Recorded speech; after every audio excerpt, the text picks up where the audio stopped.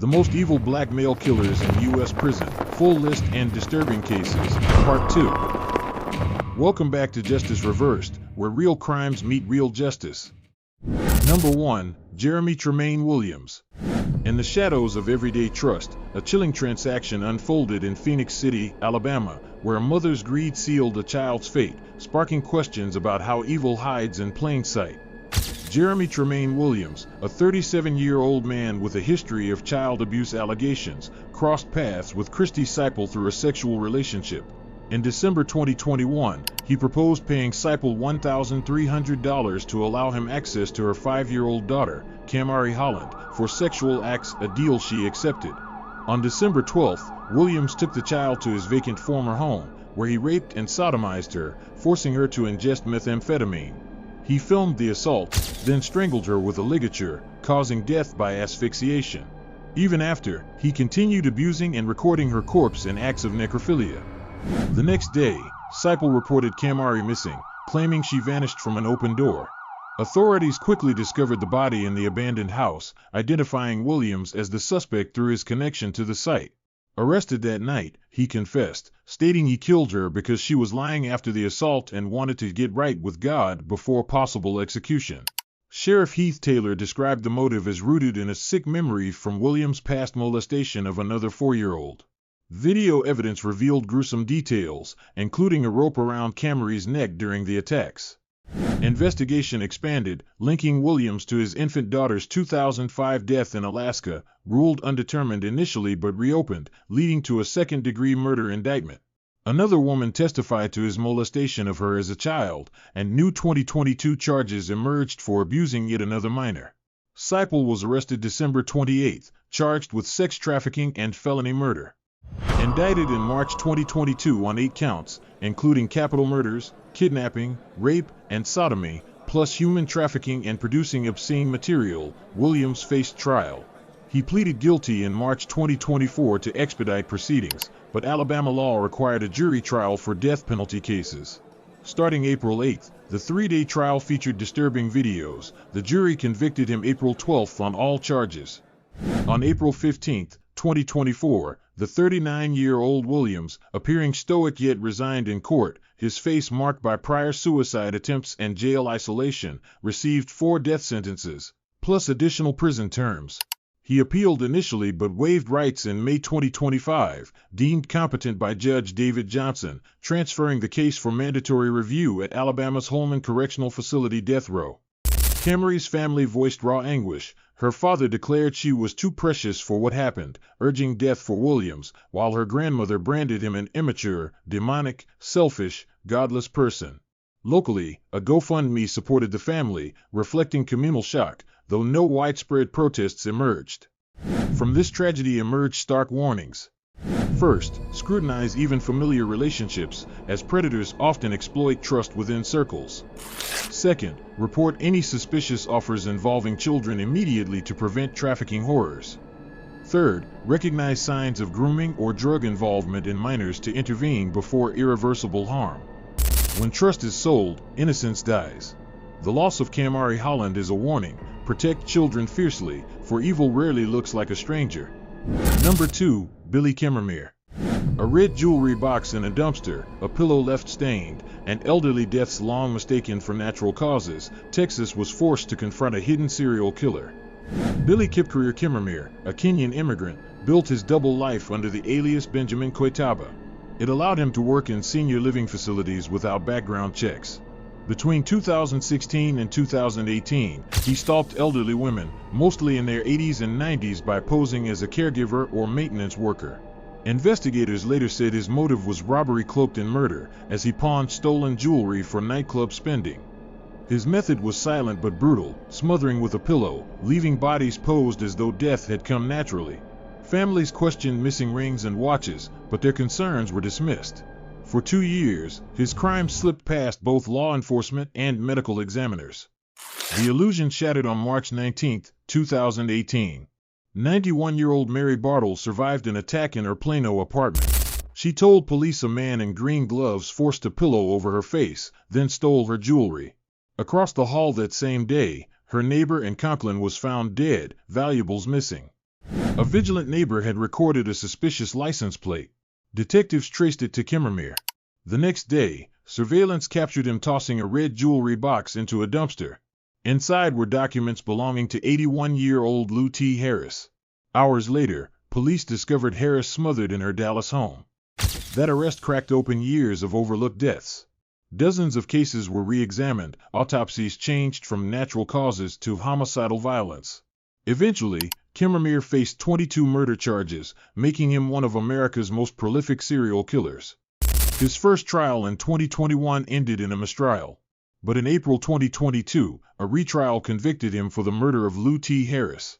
Months later, he was found guilty of killing Mary Brooks, 88. Both verdicts carried life sentences without parole. In court, families confronted him directly. "You smothered her for a handful of jewelry," one daughter said.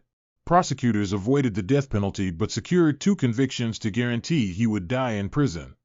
The victims' families felt justice was partial. Many grieved that 20 other cases were dismissed. Still, their fight continued outside the courtroom. They formed Secure Our Senior Safety, a nonprofit pushing for stronger protections in senior living communities. AARP Texas echoed their outrage, warning, "A killer exploited bias against the elderly, leaving them unprotected." Then, in September 2023, news came from prison. Chemirmir had been killed by his cellmate. Families described relief. One relative said, "He did not deserve a peaceful death, unlike our loved ones." From this dark saga, hard lessons remain. Elderly deaths should be investigated with rigor. Senior facilities must enforce strict background checks. And delayed forensic testing can cost lives when predators roam free. Billy Chemirmir's crimes remind us, indifference can be deadly. Safety for the vulnerable isn't assumed, it must be demanded. Number 3. Joshua Dotson. A Facebook argument, a closed door, and a gunshot, what began as petty conflict in Memphis unraveled into a chilling trail of 5 murders and a self-proclaimed serial killer. Joshua Dotson was only 20 years old when his name was added to the Tennessee Bureau of Investigation's Most Wanted list in June 2020. His history with 19-year-old Jamisha Kofson, his former girlfriend, had deteriorated as tensions over her pregnancy grew. On June 20th, after firing several shots into her Memphis home without hitting her, Dotson returned.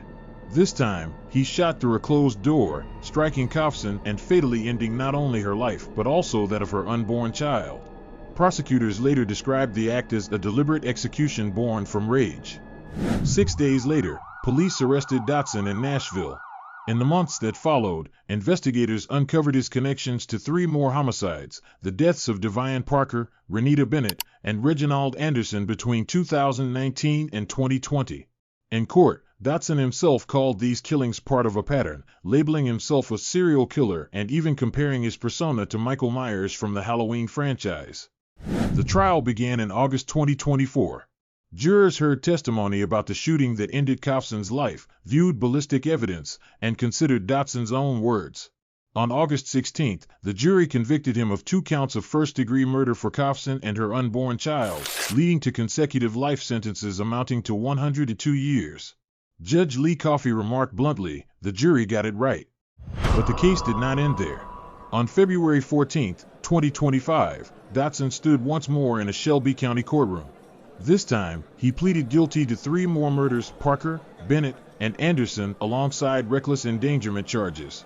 His plea added 159 years to his sentence, bringing the total to 261 years behind bars. As he listened to the final ruling, Dotson appeared detached, leaning back in his chair, his expression flat, as if resigned to his image as a convicted killer. Prosecutor Regina Lucreziano stated, "He committed acts of violence with such disregard for human life that the sentence must reflect the devastation left behind." Families of the victims expressed quiet grief. The district attorney's office released a statement offering hope that justice might bring some peace as they continue to grieve this profound loss. Kofson's relatives declined public interviews, but her memorial service photos, juxtaposed against Dotson's mugshot, circulated widely in Memphis news. From this tragedy emerge lessons that stretch beyond one courtroom. First, never dismiss early threats, even if they appear tied to trivial disputes, because small sparks can ignite catastrophic violence. Second, recognize warning signs in troubled relationships, especially where jealousy and firearms intersect. Third, understand that social media conflicts can escalate dangerously fast and must be treated with the same seriousness. Behind every bullet was a choice, and behind every choice a life lost. His downfall warns us, evil doesn't always hide in strangers, sometimes it's someone you once loved. Number 4, Cleotha Abston. A dark SUV waiting in silence, a morning jog interrupted, and a city left searching for answers, Memphis awoke to a crime that would haunt its streets and its memory. Cleotha Abston, also known as Cleotha Henderson, had been in and out of the justice system since his teenage years. By 16, he had already committed aggravated robbery and the notorious 2000 kidnapping of Memphis lawyer Kemper Durand, forcing him into a car trunk into an ATM at gunpoint. After serving 2 decades of a 24-year sentence, he was released in 2020. Within 2 years, he would commit a crime that shocked the nation.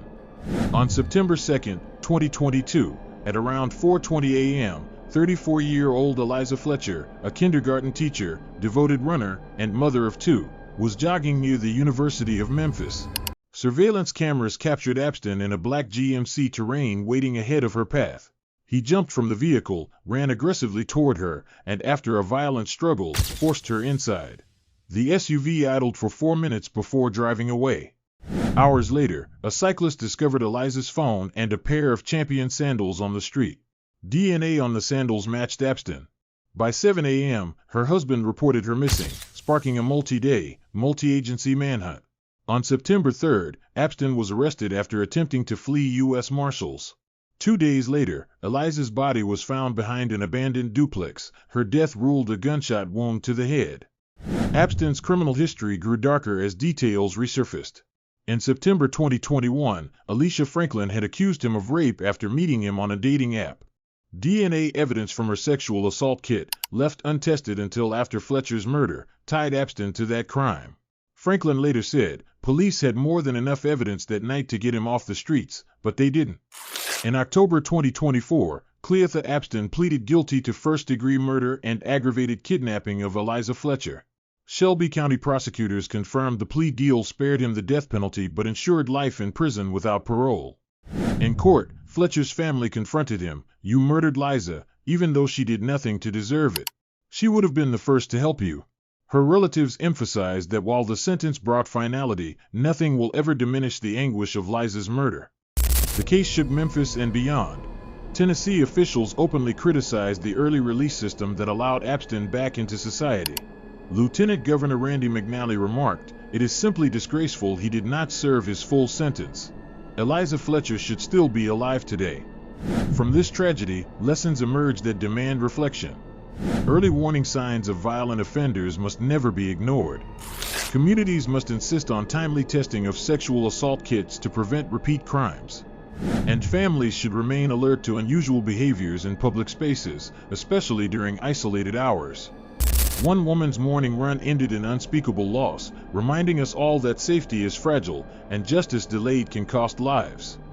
Number 5, Willie Cory Godbolt.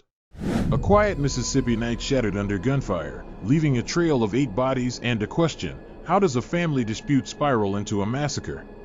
Willie Cory Godbolt, 35 years old at the time, arrived at his estranged wife Sheena's family home in Bogue Chitto on May 27, 2017. His stated purpose was to discuss bringing his children back.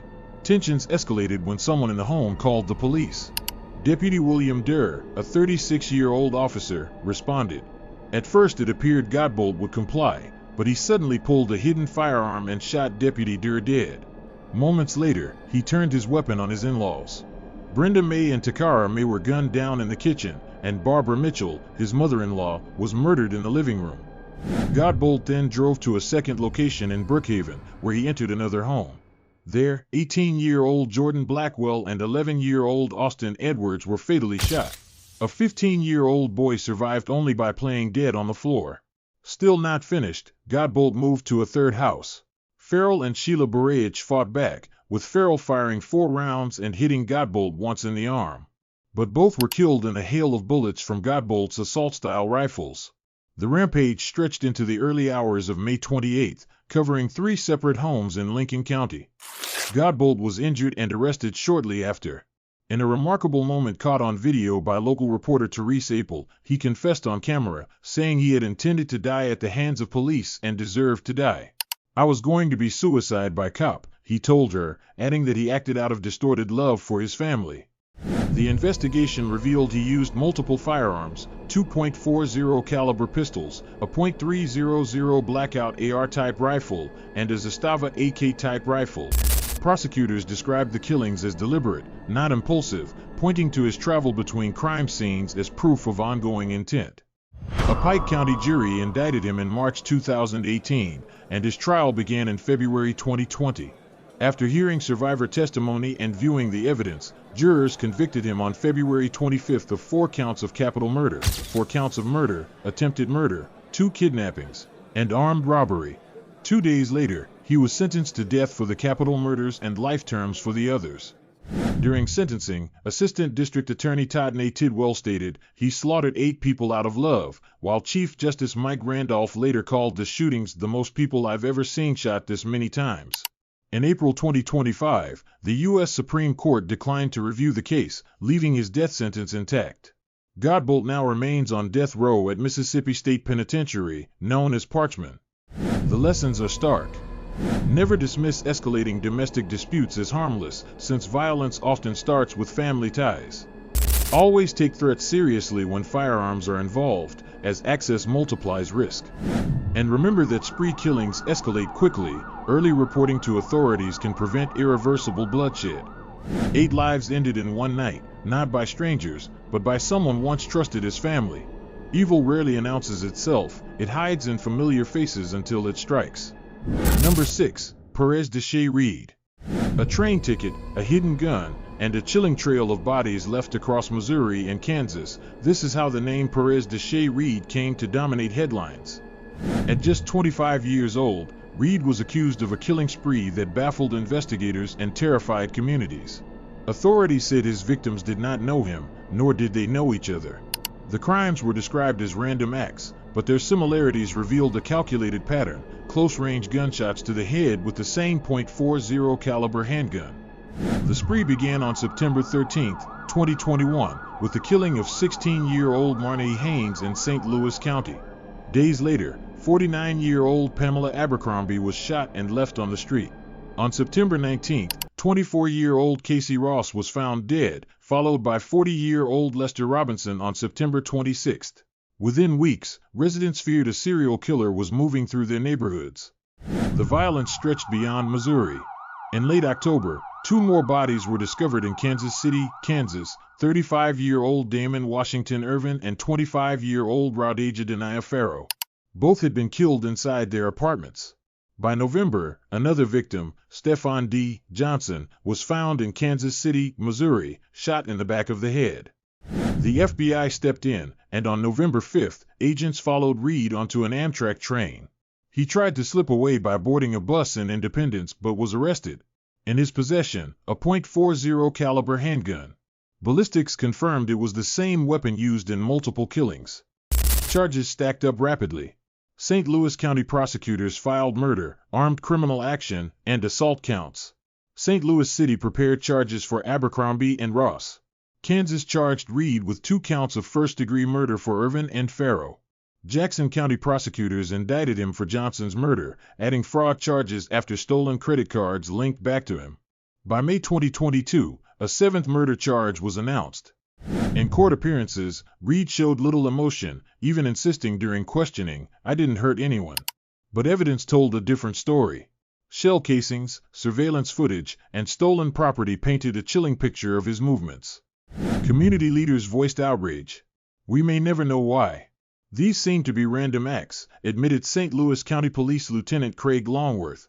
Circuit Attorney Kim Gardner promised, "Justice must be brought to the many victims and their families." For the families, the randomness of the violence compounded their grief.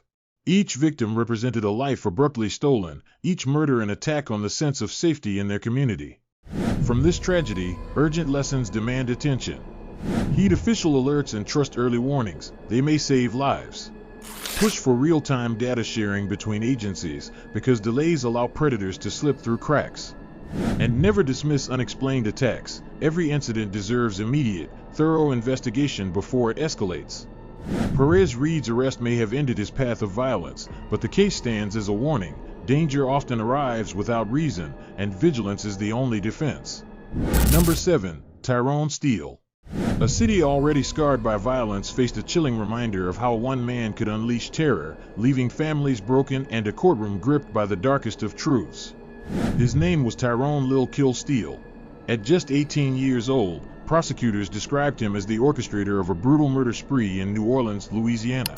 Friends, strangers, even those who simply witnessed his crimes, none were spared. On March 21, 2022, Steele shot his own friend, 27-year-old Darren Williams, in the head 18 times inside an apartment complex on Encampment Street. Two witnesses, 21-year-old Amia Cornyn and 24-year-old Nehemiah Jones, were executed moments later. Their only crime, seeing what Steele had done. 5 days later, 20-year-old Shane Brown vanished. His body was later pulled from a canal, another victim of Steele's rage. Investigators connected Steele to a series of shootings that fit a disturbing pattern. District Attorney Jason Williams called him one of the most violent predators I have ever seen, adding that his stalking and mutilation of victims was reminiscent of a horror film. Steele was no stranger to law enforcement. He had faced attempted murder charges in 2020, later dropped, and another murder booking in 2021 that was refused by prosecutors. When the Encampment Street killings erupted in March 2022, police, the FBI, ATF, and Louisiana State Police launched a manhunt. On March 30th, Steele was arrested at a residence on Toro Street. Officers seized 7 firearms and recovered items of jewelry he had kept as trophies. His trial began in March 2024. Prosecutors presented shell casings, ballistics, and eyewitness accounts. They painted a picture of calculated violence, a young man who executed friends and strangers alike to silence them. The defense argued lack of substantial evidence, but the jury deliberated only 4 hours before returning its verdict: guilty. On March 18, 2024, Tyrone Steele was sentenced to 4 mandatory life sentences without parole. In court, the 20-year-old sat expressionless, occasionally smirking at jurors and families. Shane Brown's mother told reporters, "Today, Tyrone got what he deserved. He showed no remorse whatsoever. But at least now, he can't hurt anyone else." The community reacted with outrage and sorrow. New Orleans was already facing surging homicide rates, and Steele's crimes were seen as evidence of a city in crisis. District Attorney Williams urged collaboration to keep dangerous offenders off the streets, while family members pleaded for communities to speak out and take back control.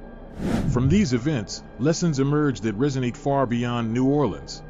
Stay alert to dangerous patterns. Many killers target witnesses or bystanders, not just intended victims.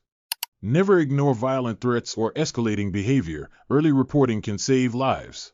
Strengthen neighborhood watch and communication. Collective vigilance often stops predators before law enforcement arrives.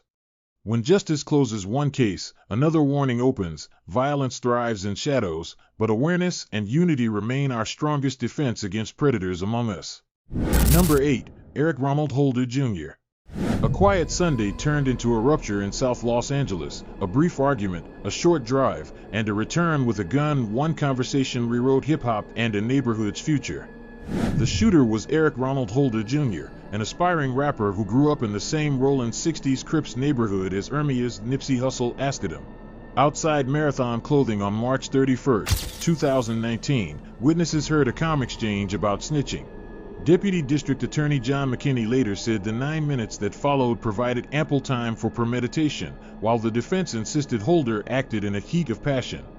Holder left, came back armed, and opened fire. Hussle was struck at least 10 times. 2 bystanders were wounded. A witness testified Holder kicked Hussle in the head before fleeing. He jumped into a waiting car. 2 days later the driver surrendered, and Los Angeles police arrested Holder, aided by surveillance video and eyewitness identifications. The killing shocked fans far beyond Los Angeles, turning a local tragedy into international news. Investigators recovered the handguns, canvassed businesses around Slauson Avenue, and prepared a meticulous case. The trial, delayed by the pandemic and a jailhouse attack on Holder, began in 2022. Jurors saw video, heard forensic testimony, and weighed the timeline. On July 6, 2022, they found Holder guilty of first-degree murder and 2 counts of attempted voluntary manslaughter. Sentencing came on February 22, 2023. Superior Court Judge H. Clay Jack II imposed 60 years to life, 25 to life for murder, 25 for the firearm enhancement, and 10 for the assaults, saying he was mindful of Holder's mental health submissions, but the devastation was overwhelming. In court, Holder sat rigid in county blues, eyes down, speaking little, absorbing the judgment that will likely keep him in a U.S. prison for life. Defense attorney Aaron Jansen urged jurors to reduce the charge, calling the shooting a crime of passion provoked by a public snitch accusation. After sentencing, he filed notice of appeal, expressing deep disappointment with the verdict. Reverberations were immediate. Herman Cowboy Douglas told jurors, "Our community lost everything we worked for." Thousands gathered at the Staples Center Memorial. The hashtag The Marathon Continues hashtag surged. A letter from former President Barack Obama praised Hustle's work to reduce gang violence. Later, a star on the Hollywood Walk of Fame cemented his legacy. The Marathon brand reopened as both business and memorial, drawing visitors from around the world. Fans lined Crenshaw Boulevard for miles as the funeral procession passed. Tragedies like this do not end with a courtroom verdict. They echo as urgent lessons for everyone watching. Avoid direct involvement in heated confrontations. Walk away and seek help before tempers escalate. Never spread unverified accusations, especially those tied to crime or loyalty. For public figures and community leaders, consistent security and varied routines remain essential safeguards. Hustle dreamed of rebuilding South LA. His murder showed how swiftly hope can be ambushed by pride and guns. Justice speaks in sentences, but safety lives in choices we make together. Number 9. Kewon Dontrell White. A freeway at noon, traffic rushing past, and a man sprinting desperately for his life. The images of November 11, 2020, remain etched in Dallas memory. The man was Melvin A. Noble, better known as rapper Mo3, just 28 years old. That day, as he drove along Interstate 35, another car forced him to stop. Witnesses said Noble leapt out and ran, but his pursuer followed on foot, firing repeatedly. Noble collapsed on the pavement, fatally wounded, while a bystander was also struck in the chaos. Police identified the gunman as 21-year-old Kewon Dontrell White, who rapped under the name King Banzu. Alongside him, prosecutors later indicted 28-year-old Devin Maurice Brown. While the motive remained unclear, court filings linked Brown to jealousy over a relationship dispute and a Facebook video, suggesting the killing was more than random violence. Investigators moved quickly. Photos of the suspect circulated within days, leading to tips from the public. On December 9, 2020, White was arrested and charged with murder. Federal prosecutors added firearm charges, as White was already a convicted felon. He was also indicted on aggravated assault for wounding the bystander. Evidence painted a chilling picture. Cell phone data placed White near Noble's location the night before the murder and again at the highway on November 11th. Witnesses described how he chased the rapper down in broad daylight, firing multiple rounds. It was a brazen attack, Dallas police said, highlighting the recklessness of unleashing gunfire along one of the city's busiest freeways. The shooting stunned the music community. Mo3 was known not only for his raw lyrics but also for his growing influence beyond Dallas. His death drew vigils outside City Hall, murals across the city, and an outpouring of grief on social media under hashtag #LongLiveMo3. Fans called it a robbery of potential, while fellow artists demanded accountability. White's court process stretched into 2021 and beyond, as both state and federal cases advanced. Prosecutors emphasized coordination between White and Brown, while defense attorneys remained largely silent. The absence of a clear motive left fans and family struggling for answers. Community leaders said the case symbolized a larger crisis. Personal disputes, magnified by online taunts and pride, had erupted into public executions. This was more than a feud, it was a danger to every innocent driver on that freeway, one official noted. From Mo3's death, lessons emerge with urgency. Avoid confrontations that escalate in public spaces, retreat and report threats before violence ignites. Treat social media disputes with caution, as digital insults often spill into the streets. And for public figures, consistent security and unpredictable routines remain vital defenses. Mo3 once rapped about survival and redemption. His final moments, cut short on a Dallas freeway, revealed the thin line between ambition and tragedy. Justice will unfold in courtrooms, but the greater warning is clear: pride, guns, and silence can destroy entire communities in seconds. Number 10. Cedric Anderson. A school is meant to be a sanctuary, a place where children learn and families trust they are safe. But on one April morning in San Bernardino, California, that trust was shattered forever. The man behind the tragedy was 53-year-old Cedric Anderson. To the outside world, he appeared devoted to his wife, Karen Elaine Smith, a 53-year-old special education teacher at North Park Elementary School. Social media painted a picture of bliss. Anderson called her an angel and a pure spirit. But those closest to Karen saw a darker truth. Within weeks of their January 2017 marriage, she became estranged from him. Her mother recalled, "He began to pick on my daughter and talk down to her." Friends described her as terrified, quietly moving in with her family to escape him. On April 11, 2017, Anderson arrived at North Park Elementary under the guise of dropping something off. He signed in as a visitor, his .357 Magnum revolver concealed. He walked directly to Karen Smith's classroom, where 15 children with special needs sat learning. Without saying a word, he opened fire. Karen was struck first. Behind her stood 8-year-old Jonathan Martinez, who suffered fatal wounds. A 9-year-old student was also hit but survived. Witnesses described panic as students screamed and teachers rushed to shield others. Anderson reloaded, turned the gun on himself, and collapsed beside the very children he had endangered. Police recovered his revolver at the scene. Investigators soon uncovered his troubled past. Former partners had accused him of suffocation attempts, threats with knives, and domestic violence spanning decades. A restraining order from 2013 painted him as volatile and dangerous, yet none of those warnings prevented what happened that morning. Pastor Lincoln Cooper, who last spoke with Anderson just days before, said he seemed troubled and in need of help. The community was devastated. San Bernardino had already endured the 2015 terror attack, and now it faced a school shooting described as a murder-suicide. Parents rushed to Cajon High School, where evaluated children were reunited with their families. One mother said, "I started praying, asking God to keep my daughter safe." Another simply hugged her child and whispered relief, "I'm glad my daughter is fine." Karen Smith's family grieved openly. Her son Adam said, "She didn't deserve to die like this, she didn't. She deserved better." Her daughter Jennifer added, "She was my rock, my best friend, my world." Jonathan Martinez's death hit especially hard. The boy, living with Williams syndrome, was remembered as kind and full of joy. His family's loss underscored the randomness and cruelty of violence in a place meant for growth and safety. From the heartbreak of this day, lessons demand attention. Recognize controlling behavior early. Manipulation and threats often escalate into violence. Never dismiss domestic abuse warnings, even if the victim minimizes them. And schools, workplaces, and communities must take threats seriously, ensuring protective barriers before tragedy enters the door.